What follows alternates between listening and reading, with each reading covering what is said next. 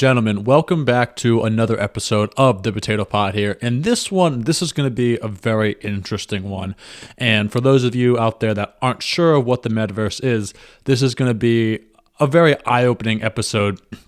At least I think it is, to really how big that this can be over time. So the past week, I've basically spent the majority of my time diving into this, researching it, going over it, because the metaverse is something I was interested in before. And after really diving into it, it's something that I'm even more interested in now. I'll just leave it at that. I think this is, I'll say right up front, I think this is a great investing opportunity. Obviously, it might take a little bit of time to see an ROI from this investment, but at the end of the day, it's hard to deny as you dig into it more and more that this is something that could really blow up over the coming years, coming decades, and yeah, that's all I'm going to say about that. So we're going to go over in this episode, we're going to go over what exactly the metaverse is. We're going to be going over where it's going. And we're going to be going over some pros and cons that are going to come with the metaverse when it eventually comes. Because in my opinion, we're going to get to this. People think it's not going to be anything. I think it's already too late, and I already think it's a done deal. So hopefully you guys get some value out of this. Hopefully you guys enjoy this. Hopefully this opens your mind a little bit as to how big this opportunity could be as an investment, or just what the future is going to look like in some way, shape, or form. So if you do, make sure to drop a like on the video. That's all I ask. It gives me a huge, helps me out in a big way. So without further ado, let's get right into it here. So starting off with what is the metaverse, this is probably going to be the shortest section out of all of them, I would imagine. And the metaverse, the mentions of the metaverse have gone up over 135% since quarter four of 2021. Obviously, you probably have an idea of what happened in quarter four of 2021. That's when Facebook came out and decided they were going to rename the company Meta Platforms instead of Facebook. So that's really what spiked this whole interest from, I guess, the majority of retail society, I guess you could call it. I don't even know if that's a term, but I'm going to trademark that. Basically, what the metaverse is, it's a 3D virtual network in theory. And this name came from a movie in 1992, a fiction novel in 1992 called Snow Crashed, which defined the metaverse as a virtual world. Some people might also define the metaverse as Web 3.0. Web 1.0, early stage of the internet. I'm talking a one-page website like how Yahoo looked way back in the day when the internet first became a thing. Web 2.0, that's the current period. So Facebook, YouTube, TikTok, I guess, Instagram, the hundreds of Google pages whenever you search something. That is Web 2.0. Web 3.0, that is the metaverse. People also like to look at it as the fourth wave of computers, the first being mainframe computing, the second being personal computing, and the third being mobile computing, and then obviously the fourth wave being the metaverse itself. I know I'm just kind of going on a little bit of a rant here, kind of really trying to put this into perspective for you guys, but this is going to get really interesting here really fast. So another way people look at the metaverse is being within the computer rather than accessing the computer itself. Another way, the combination of VR and AR and video where users are live in a digital universe. And in the metaverse, you're going to be able to take virtual items like clothes, cars, all these different things from one platform to another. You'll be able to take those things to different houses. You'll be able to take those things to different sites, different locations per se. And you're going to be able to immerse all of this stuff in this virtual world and interact with other people and also other objects. And in the metaverse, you're going to be able to host tens, hundreds, and one day maybe even thousands of people. So you could very well have a house in the metaverse and you could have everyone meet up there for drinks, for a party, whatever the case may be, but no one's actually leaving their house in reality. They're all meeting at their home in the metaverse. And this is what I mean when I say it's already too late. If you look at really what society has already gone through, the metaverse, such as things like Xbox Live, Microsoft Teams, Fortnite, etc., all these things, it's really going to expand. It's an expansion of social interaction. And we're already in the metaverse in the very basic stages, which people don't even realize that this virtual reality is already put together essentially. We're just expanding on that idea. But then to expand on that a little bit more to where we already are in the metaverse, there's also Facebook Horizon workrooms that are already out there right now, which essentially brings everyone together in a single room in a virtual environment. If that didn't make any sense, picture online avatars all together in the same room. I know everyone's used Microsoft Teams at one point or another that's watching this video. So it's essentially something like that. So basically, to make it really, really simple in summary, because that was a little bit all over the place, I feel like, what the metaverse is, it's a virtual universe, virtual reality, where you can meet with everyone. You can do all the things that you would do in reality, like go out to eat, go shopping, go to the mall, do all of these different things that you would do in reality on, say, a Saturday or a day after work or whatever the case may be. You can do these with other people whenever you want from your house. All you have to do is submerge yourself into this virtual reality. Now, starting off with that, I feel like people are going to hear that, and I feel like it's going to be hard for people to grasp and people to get a real true understanding of how this can possibly be a really big thing. And I can completely understand that 110%. But you also got to remember, go back, say, 30 years or so.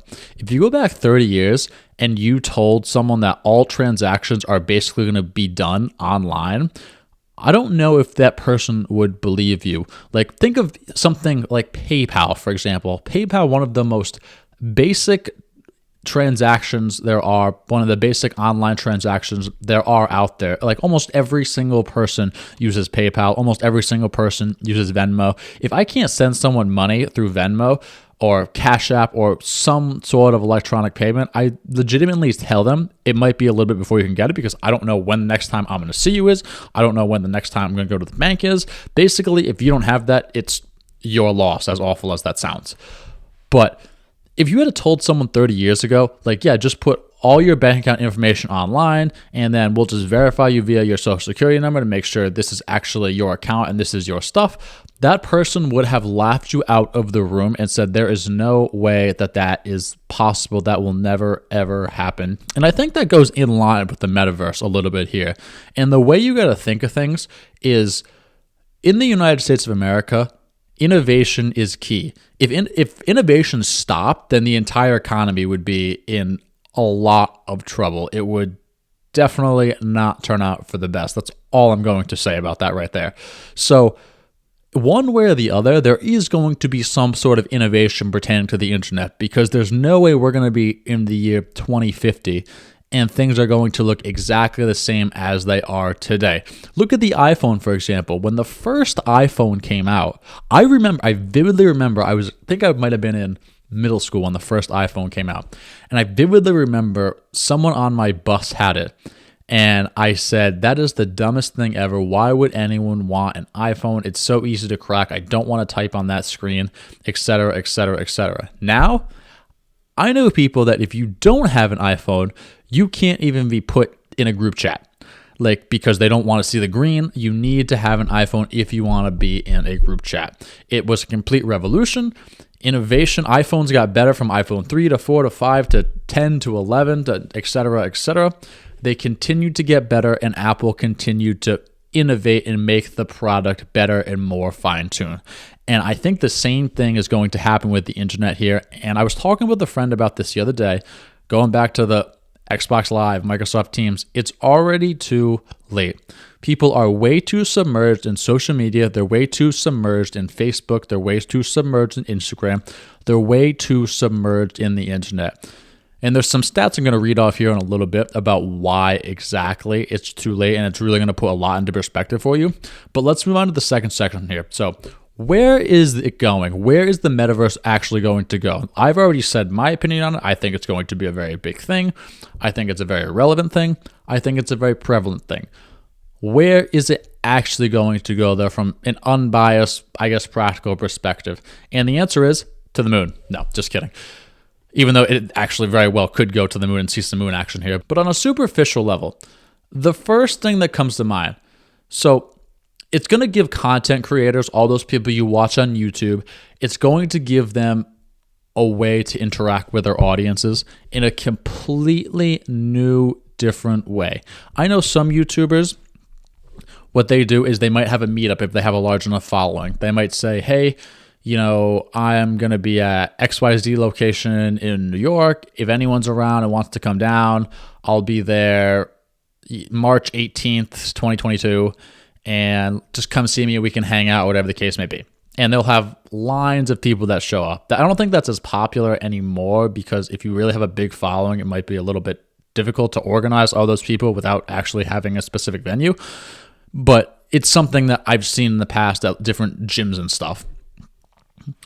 Now, let's say in this virtual reality, this person who has this following, this content creator who has this following, decides, hey, anyone who wants to come for a meetup, $5, and I'm going to be here for 2 hours and we can all just sit and hang out. That generates another source of revenue for them, and it's something that's very realistic. If someone says, I'm going to be at virtual Roger Williams Park in the parking lot for 2 hours, and all you have to do is just pay $5 to the admission guy at the door, and you can come in, you can see me, I'll be there, I'll make sure to get everyone that pays, etc., etc.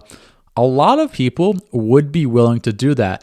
Now, I don't think a lot of people, we're already in the early stages of the metaverse, but when we get a little bit more into it and we get to the point where kind of like where Tesla is right now, where Tesla's not overly uncommon. Like you see Teslas wherever you go, but it's not like every single person owns a Tesla. When we get to that point with metaverse technology and Oculus, let's say, I don't know how many people are going to be willing to go out and buy these headsets just to meet their favorite content creator in a virtual world. But if we get to the point, say, in 2030, when that technology is used for a lot more things besides video games, like work and like social life, which we're going to get to in a little bit, which is going to be very eye-opening and very interesting, then I think that's when we could see something like that. And what this does for content creators is the profit margins are absolutely insane. I don't know exactly how this would work and exactly how this would be regulated in the metaverse, but you wouldn't have to really pay too much money. You wouldn't have to rent out a space or anything like that to have this meetup. You could essentially do it in a random park, and you would bring in a lot more people because not as many people would have to travel to go see you. Like, for example, if you had a meetup in Roger Williams Park in Rhode Island, and you had a really big following, you had to have all these people fly in, you had to have all these people coordinate hotels just to come see you for a 2-hour period. It might not generate as much traffic as you would like. But with the metaverse, it could be like, I'm free tonight, I might as well just throw these headphones on and just go see what's going on. Very, very insane profit margins, and it can very, very well, or it could very well flip a switch and just become insane. Revenue-wise, it could 10x what you could do in real life. And a lot of people think this is just Facebook that's digging into this. A lot of people think this is Facebook's thing. This is what Facebook wants to do, and this isn't what anyone else does. Everyone else does not have a hand in this. That is not the case at all by any means. It's actually a very, very false stereotype, believe it or not. Companies are pouring billions of dollars into this, and a lot of people think that this is just Facebook's thing, and this is something that Facebook's creating. That is not true by any stretch of the imagination. It actually blows my mind how much of a false stereotype that is. It's a very strong argument that Facebook could be at the front of the metaverse, but it's a very false argument that Facebook is the only one driving the car here. There's several cars driving in the high speed lane with this. Many companies are pouring billions of dollars into this. Microsoft recently acquired Activision Blizzard for $68.7 billion. Because of the metaverse. That's what they said in their conference call. Deal will provide building blocks for the metaverse. That was the exact quote in the call. In addition to that, there's also Snapchat that's coming out with VR glasses. That actually, they look completely awful, but like I said, going back to the iPhone 3 is laughable compared to the iPhone 11, 12, 13. There's also Qualcomm who's building a bridge between phones and smart glasses. That's very interesting. I read a lot on that. Roblox also recently teamed up with Vans, so they can have a virtual skateboarding park and have a partnership through that. Nike's preparing to sell virtual sneakers in the metaverse. Walmart's even stepped into the metaverse. Walmart even said they're going to start selling virtual goods so that way they can be competitive in the metaverse. And people like Cathie Wood are saying this is a $1 trillion opportunity, which is very unique because a lot of people have been hating on Cathie Wood a lot because her ETF's been taking a very, very big hit. I actually like what she's doing. I like how she has that unconventional opinion, that unconventional wisdom, and a lot of what she's doing I agree with and I do myself, but that's besides the point. That's a completely different video. I guess I could make a video on that next.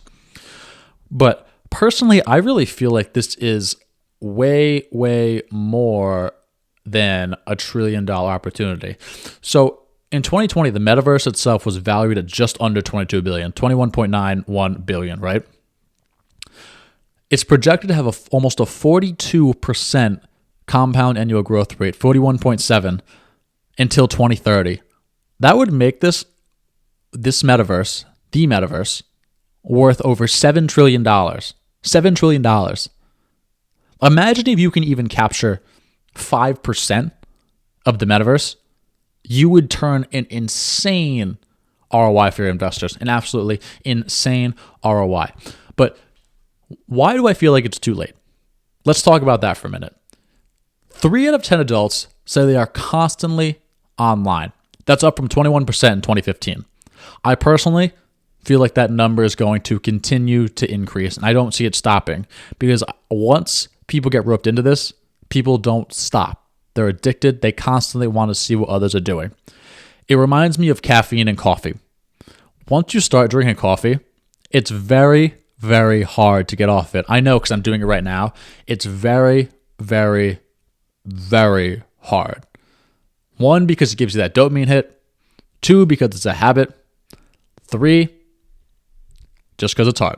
85% of Americans go online on a daily basis. So even if you're not one of those people that are constantly online, constantly Googling things, constantly on Instagram, constantly on Facebook, how many times do you not use the internet a single day? When was the last time you didn't go online? When was the last time you didn't go on Google, Facebook, Instagram, YouTube, TikTok? When was the last time you didn't go on all of these things for a single day? For one day, 24 hours. When was the last time? Think about that. I don't know when mine was. I know I can go several days without going on social media. I really like doing that. I think more people should try doing that. But that's besides the point. When was the last time? 48% go online several times a day. Same questions here, basically. When was the last time you didn't go on the internet several times in a day? So if you check your email twice, you go on gmail.com, that's twice. You check your email and go on Facebook, that's twice. It's very easy. Some people go on the internet twice before they even get out of bed in the morning. It's absolutely insane. Only 7% of adults, 7%, say they don't use the internet at all. And this might sound a little gloomy here, but I would imagine that is the front end of the baby boomer generation, which unfortunately might not be around too much longer. As those continue to pass away and pass on, I would imagine that this number is going to go down more and more. And if that doesn't happen and they don't continue to pass on and they actually stick around for a while, first off, hooray, good for them. You keep on keeping on, brother, man. But second of all, more and more people are going to try to get involved in the internet. They're actually going to try. And the reason is because they're going to have kids. They're going to have grandkids who are busy that they can't keep in contact with all the time. And they realize that if they get on social media and they get on the internet, it's much easier to stay in touch with them. Something else that's interesting, one more statistic I want to read off here before we get into the pros and cons of the metaverse here. So, Oculus sales. For those of you that don't know, Facebook owns Oculus, or Meta owns Oculus now. I'm going to butcher that for the rest of eternity. In 2021, they had $4 billion in sales. $4 billion with Oculus. They're projected to have a 69% compound annual growth rate. They're projected to do $36 billion in sales by 2025. $36 billion by 2025. that is going to escalate fast. And believe me, what you see from 2021 to 2025, it's going to be so much more from 2025 to 2030 as the technology continues to come out, as the technology becomes easier to make, as the metaverse becomes more of a well-known thing and a more established thing and a more condoned thing in our society. Those numbers are going to absolutely skyrocket, in my opinion. Now, we'll start off with the pros here in this third section. We're going to do the pros, and then I do have a couple of in-between ones I didn't want to dedicate to a specific pro or con. They're kind of just in the middle. They're very interesting, and I could probably make a whole video just on those couple of things. But we're going to start off with the pros here. So first off, the metaverse could easily be better for families.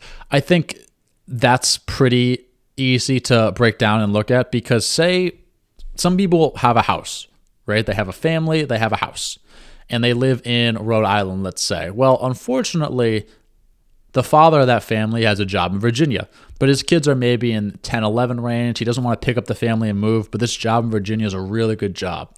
So he only comes home on the weekends, or he just comes home once a month or once every couple of weeks because it's expensive to go back and forth to Virginia. So what he ends up doing is in the metaverse, every single night, he can virtually tap in and have dinner with his family. He can see what his kids are doing. He can talk in person about how school was, what's going on with their friends, all of these things. Very interesting. That's always been something I've wondered how this thing would play out with and how helpful this thing would be. I think that might be one of the best benefits of the metaverse, just being able to spend more time with your family if you have a situation like that. Another thing, shopping would be much easier, way easier than it is today. So, although we can get almost anything on Amazon whenever we want, essentially, there are still some things people want to go down to the store for. I know personally, I most of the time like to try on shoes. I like to try on shirts. I like to try on clothes before I buy them, just to make sure they fit, they're not too big or too small or whatever the case may be. Imagine if you could put on a headset, go down to the store, go down to Kohl's, go down to the mall, whatever the case may be, and you could just try on these clothes, these shoes, and then you say, okay, they fit, and then take your headset off and go order them on Amazon. Imagine if it ever got to that point. That would save a lot of time, and that would be a big convenience for a lot of people. Now, imagine, this is way down the road, but this is something I was thinking of the other day. Imagine if they had some sort of point system or some sort of cash back system. Like, for example, the Amazon credit card, which I think every single person should really own, because if you don't buy 90% of the stuff you buy on Amazon, then I don't really know what to say, because that's what I do. But with the cashback Amazon card, you save 5%, or the Amazon Prime card, you save 5% on everything you buy on Amazon. So it's essentially, I could go down to the store and buy this, or I could just go on my computer and buy it and have it at my house tomorrow and save 5%. It just seems like a no-brainer to me, unless it's something you urgently need, like batteries or maybe something around that house or whatever the case may be. You need it that day. It just makes sense to me to save the 5% and buy it on Amazon and not have to waste all that time going down to the store. Imagine if they had some sort of point system like that, where you could buy something through the metaverse and get 5% cash back or whatever the case may be. That would be extremely, extremely interesting. Something else I think it could also be good for, I think it could be really good for buying and selling houses. So, especially in this day and age where people can work from anywhere. A lot of companies are moving towards online remote work for a lot of different reasons. Saves the company money, keeps employees happier, employees have more time, employees focus on the work more rather than their hour commute, or rather than the 30 minutes they had to spend in traffic that day. I've talked about that several different times. I don't feel the need to go too much into detail about it, but you get the point, you get the gist of it right there. With the ability to work from anywhere, some people want to move. Some people might not like living in sub 60 degree weather for, I don't know, 3, 4, 5 months of the year. Some people might not like snow. Some people might not like the wintertime. You get the point. Some people want to pick up and move and go elsewhere, and they have that luxury of working from anywhere. But the problem is, when you want to move to a different state, it's a very big hassle to go to a different state and see different properties all the time and go down there and physically see them in person. It really is a really big inconvenience because either you got to drive or you got to book a flight, or there's all these different complications that could come up. You got to take time off of work to move, etc., etc. What if you could look at houses in different states just by putting on a headset? Like, what if you could just put on your headset and there's this virtual you in, say you live in Rhode Island, there's this virtual you in California, just walking through this house, going over all the different ins and outs of it, deciding if you wanted to buy it. And then if you really like it and you really want to dot your I's and cross your T's, you could take a flight out there and look at it even further in depth and look at it more, as opposed to potentially booking a flight, going to look at a house or a couple of houses and realize you just struck out and you just wasted a bunch of time because you didn't like what you saw. That could be extremely, extremely interesting. Another thing, and this is already kind of moving on this track with the virtual learning, but I guess it could potentially accelerate it a little bit, is what about snow days for school? Imagine if kids could just put on their headsets and they just appear in a classroom, in a virtual classroom. They can do all the same things. They can go over all the same material, do all of those things from their own home, sitting at any random desk or sitting on their couch or whatever the case may be. Something else that I think is very interesting that it could do is I think it could eliminate or at least reduce drinking and driving to an aspect. Imagine if you just wanted to go to some sort of bar, or you wanted to go to a friend's house and have a couple of drinks, and you could just do that from sitting at home just by putting on your headset. Absolutely insane, but you could have as much to drink as you wanted. You wouldn't have to worry about getting home after, especially if you live in an area where Uber maybe isn't that big or Lyft maybe isn't that large at the time, because I know that feeling, and it can be frustrating if people just say rely on that, but that's besides the point. That actually doesn't even matter. But I think it might actually reduce those numbers a little bit as well. Very interesting to see what would happen with that. Then there's also things like training in the metaverse, better for like hands-on industries, like maybe if you're going to be some sort of pilot, or if you're going to be, I don't know, a fireman or a welder, I don't know, something like that, where you really work with your hands. You really have to be like, have your stuff in order, up to snuff, let's say. I think that would be very, very interesting. Then there's also the argument that work would start to feel like play. So let's say you have a meeting in the metaverse. You work from home and you have this meeting in the metaverse today. Imagine if your boss just said, today we are going to have our meeting in China, and you all go meet in China. And then next week you're going to go meet in Japan, and then Australia. And then we're going to have lunch at this famous restaurant in Europe, and et cetera, et cetera. How interesting would that be?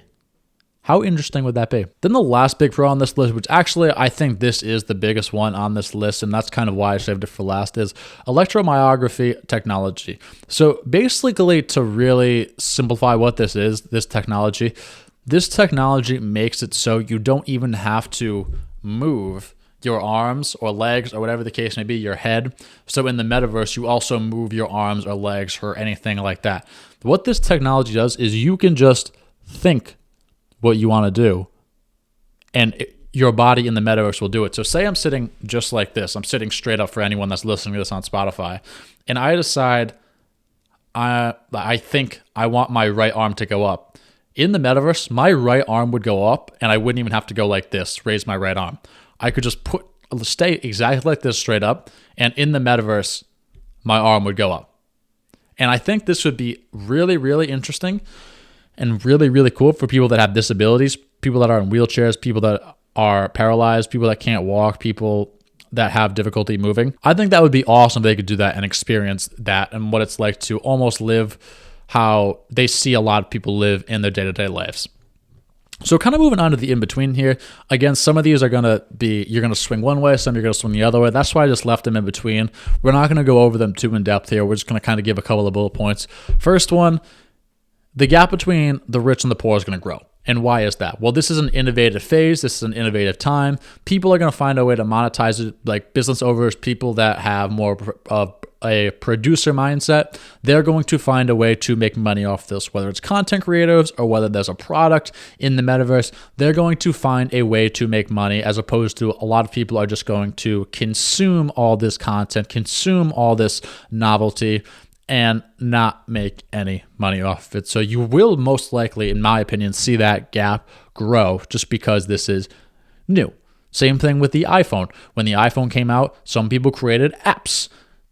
It's going to be the same exact thing with this. When social media came out, some people created online businesses and were able to expand through advertising and also start a business. So I think you're going to definitely see that gap grow, but hey, let's just see what happens. Another thing, safe bubbles. So this is in between because the safe bubbles are good, and basically what they are, for anyone that don't know what the safe bubbles are, is in Facebook's Horizon Worlds, there's this thing where I don't know if it's you push a button or exactly how it works or whatever the case may be, but when you're in the safe bubble, no one can talk to you, no one can touch you, you can't talk to anyone, you can't touch anyone. And while this is good in the sense of if you're obviously being attacked in some sort of way, you can essentially just end it whenever you want. But at the same time, imagine if you're just having a conversation with someone and you just decide, I'm done with this conversation, safe bubble. It won't teach you how to have conversation with people, and it really won't teach you to handle adversity that well. And where society is going and where it's been going over the past couple of years, I don't see this helping people learning how to have conversations with each other. But you know what? That's just me. There is also, like I said, the argument to it of if you're being attacked, you can get out of it whenever you want. But we're just going to have to see how that plays out. And then the last one done on that we have on this little side note, this in-between list here, is the environment. So off the jump, the first thing I thought of was this would be good for the environment. That's where my initial mind went before I started researching this a little bit, because it reduces the need for travel. Less traffic, less traveling, less pollution, less global warming, etc., etc. That's what I initially thought of, and that's what some people think of as well. But there's also a counter argument to that, because virtual reality technology, it's reliant on cloud services. So there was one study done in the UK that training a single AI model, a single artificial intelligence model, can generate roughly 626,000 pounds of carbon dioxide. 626,000 pounds. That's approximately 5 times more than the lifetime of an average ICE vehicle. The average ICE vehicle. Now, Facebook has committed to achieve net zero emissions across the whole company by 2030, so it's going to be interesting how that plays out with that and how they do that. Again, I don't know. This one especially, it's directly in the middle. The gap between the rich and the poor, that's going to depend on how you feel about that. Safe bubbles, that's going to depend on how you feel about that. This is directly in the middle where I don't know if there's a good argument either way, on either side. So we're just going to have to see what happens with that. Let's move on to the cons here before we wrap up, because there are a lot of cons with this. And I personally am very scared of the metaverse. I think while it could do some good things for the workforce, while it could do some good things for people that have disabilities, while it could provide some convenience, I don't think it's the best thing for society based on where things have been going lately over the past couple of years. So let's get into that. First of all, physical activity is going to be even more decreased. Physical inactivity is the 4th leading risk factor for mortality. Those that are inactive, they have a 20 to 30% increased mortality rate compared to those who exercise for 30 minutes a day. Just 30 minutes. That could be a walk in the morning. That could be 30 minutes at the gym. It's not that hard to get 30 minutes of exercise in a day or most days. Again, I don't know your situation. I don't know. Maybe there is some crazy situation. I don't know. I am just a random guy on the internet. And what the metaverse is going to do, it's going to make people not want to continue to do this. So why do people exercise? Well, a lot of people like to exercise. A lot of people like to work out because A, it's healthy, B, it keeps them in shape, and C, it makes them look good. As long as you're eating right and you're constantly exercise, you're constantly pushing yourself in the gym, maybe you're running, whatever type of exercise you're doing, you're most likely going to look pretty good as long as you're doing these things. In the metaverse, you can just adjust your avatar to make yourself more muscular. So that could definitely be a factor where people are unmotivated to continue to work out because they don't need to look good because they don't really leave the house ever, and they just need their avatar to look good. That's all that matters because that's all they go out as. Another thing, lack of sunlight. So I've done a lot of research on this, and I've talked about this a couple of different times on the channel, so I'm not going to go into too much detail about it, but sunlight is very, very, very important. Sunlight helps extremely with mental health. It helps extremely with anxiety, helps extremely with depression. I've listened to a lot of podcasts from Andrew Huberman talking about sunlight and how important it is. Everyone should be getting sunlight. Try to get sunlight probably about an hour after they wake up. It only takes about a 10-minute walk. I personally like to do a little bit more than that. I like to do a 30, 45-minute walk to get a little more exercise in the morning. In the summertime, when it's a little bit warmer out, I'll usually flip that for a run. But sunlight's very important. And what the metaverse is going to do, it's going to limit the amount of exposure to sunlight because people aren't going to want to go outside as much. People are just going to want to stay inside and be on their headsets. So, yeah. The third one, which I'm actually not going to go too much into detail about either because it's honestly really, really sketchy, and I think it could be very controversial. Companies could have all your information. Everything that's said, everything that's done in the metaverse, everything that's looked at in the metaverse, these companies are going to have all your information. There's not going to be any privacy. Everything you say, everything you hear is going to be recorded, is going to be kept track of, everything in the metaverse. It's kind of like right now how Facebook has the rights to look at everything you're interested in, everything you search. Same with Google. Everything you search, they have the rights to look at those things, keep track of those things, all of these different things. Same with Apple. They have these rights. That sketches me out in the metaverse, that people can get any information on you, anything you say, anything you do, anything you think of in the metaverse, and they can keep track of it and keep a log of it and go back to it. That sketches me out in a very, very big way. Building off of that, I feel like the metaverse is going to force people to become a little bit more fixed-minded. Because think of how Instagram and Facebook works. So Instagram, Facebook, Google, they push these things out to you that you're interested in.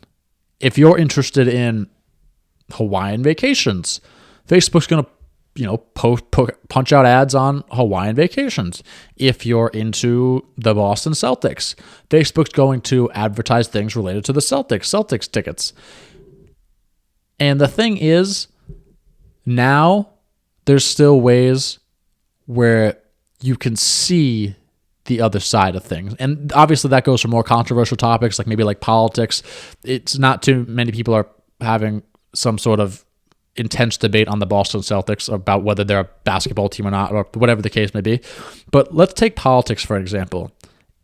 If you're a Republican, you might only see in the metaverse Republican style advertisement, Republican things, only right-wing things you will see. Same thing if you're from the left wing. You will only see left-wing things. You won't see anything else because that's all they're going to show you, because that's all they want to show you. They only will do what they can show you to make money. And the thing is, you're going to see so many different ads on these things. You're going to see so many different things pertaining to this one style of thinking. No one's going to be able to have a genuine conversation and discuss different viewpoints and different ideas. It's just not going to happen. It's absolutely mind-blowing because it's already tough enough in society to have these conversations. Never mind if you fast forward 10 years down the road, it's going to be legitimately impossible because no one's even going to see the other side of the coin. No one's even going to be aware of it. I think today people are aware of it. They just ignore it. Or they just decide not to research it, but they can. In the future, it's not even going to be a thought. It's going to be a complete afterthought to think of whatever someone else is thinking. And this is obviously just going to lead to more difficulties communicating with people. Even now, even in today's day with social media, it's very, very, very difficult for people to communicate with one another. Think of it this way. Go back 20 years ago. If you were single and trying to meet someone 20 years ago, what did you have to do? You had to go meet them in person. You had to go through mutual friends. You had to go talk to someone at a coffee shop. You had to go talk to someone at a bookstore, co-ed sports team, whatever the case may be. You had to go out and find someone. Now there's just dating apps. Like, you don't go up to people in person anymore. You just get on these dating apps. In addition to that, it's the same exact thing when it comes to just talking to people in general. Before, like 20 years ago, you walk down the street, it was like, hey, how's it going? How you doing today? Do you live in this neighborhood? Etc., etc. Now, people take out their phones and bury their nose in them. They bury their nose in Instagram because they're comfortable with that, and they don't have any sort of conversations with anyone that they don't know, and they just walk by each other. I personally think that's extremely sad. I always try to say hi to people when I walk by them, especially if there's no one else around. I mean, if it's a busy mall or at a game or something, that's a little bit different. But, if I'm on the street running, I'll always make eye contact. I'll always say hi. If I go get a coffee or I go out to eat or whatever the case may be, I'll always make conversation with the waitress. I'll always try to say, hey, how's it going, etc., etc. And that's just not how society is. And I think the metaverse is going to make that a lot worse. Another con, the thing is with the metaverse, you're going to have to use it because it's going to be almost impossible to build relationships outside of the metaverse. Again, we'll go back to the PayPal and the Venmo example. When that first came out, no one thought that any general person in society would think that they're going to put their bank account information, their social security number here, and confirm who they are. No one ever thought they would do that. Now, everyone does that. Every single person does that. And it's a very common thing. And if you don't have it, it's like, I don't understand, why don't you have that? And basically, what all of that is going to do, the communication, the only seeing things that you agree with, not seeing the other side of the coin, having trouble building relationships outside of the metaverse, it's really going to limit the growth in society for a lot of reasons. All those that I just named, but also people are never going to be alone. People won't understand how it feels to be alone and really be with their thoughts. I know some people, they'll be in different houses and they'll just sit on FaceTime with each other and they'll play with their coloring books, do word search puzzles. They won't even say anything to each other. They'll just be on FaceTime. It blows my mind how someone could do that. It blows my mind. So if you're never alone and you are alone, that can lead to very, very increased levels of anxiety and depression, which I think humanity and society is almost destined for, and I think it's definitely going to happen. And it's going to also increase the division among people, I feel like, because I feel like people are going to have more means.